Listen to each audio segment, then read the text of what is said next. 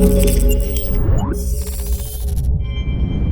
what's going on guys? Arekkz here, welcome back to another Destiny 2 video. And in this video, I wanted to put together a really quick guide to show you guys where you can find all of Cayde-6's hidden treasure chests, or his treasure stashes, on Nessus. This is something that rotates on a weekly basis, it refreshes on a weekly basis. Apologies I didn't include this in my weekly reset video, I will do from this point onwards. However, on a weekly basis, you can go down to Cayde in the tower and he sells you some treasure maps, 5 to be precise.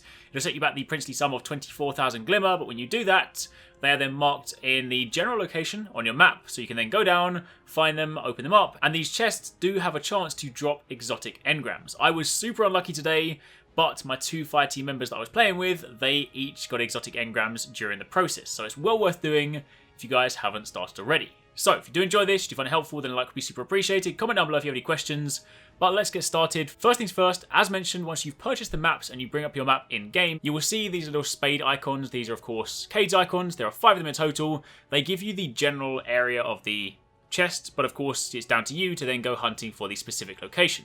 So we're going to start over here in Exodus Black because there are 2 chests here. The very first one over on the right hand side. For this one, what you want to do is go to the right hand side, go to where I am on the map, and you will see there's a part where you can basically go down the hill. Normally you find that shanks spawn here, you basically work your way into the cave, and then once you get into the entrance, what you then want to do is turn to your right. Now it's a little bit dark, so of course you can adjust your brightness if you want to, or you can just pull out your ghost and it sort of highlights the areas. But essentially what you want to do is jump up onto the rock, go all the way into the cave, and you will find your very first chest here.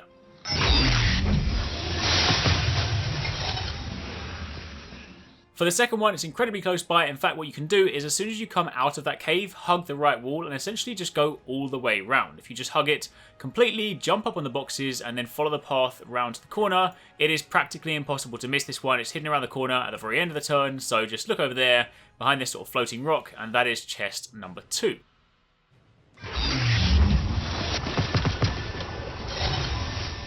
For the third one, you're going to want to go over to the Hallows. Now, easy spawn for this one is to go to the Artifacts Edge landing zone, and then of course go and take your Sparrow to the east and go all the way over there. This one is also incredibly easy. It's basically impossible to miss. In fact, most of these aren't too difficult to find. There are some of them that are quite well hidden, like that first one that we saw, but this one, you just drive forward, drop down into the sort of cylindrical pits, and you'll then find the chest right at the back over there.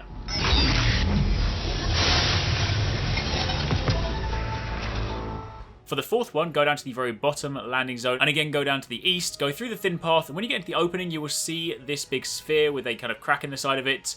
That, inside there, is where you'll find your chest. You can either jump in through the top, or you can walk around the back. There are 2 ways to get in there, but either way, that is where you'll find the 4th chest.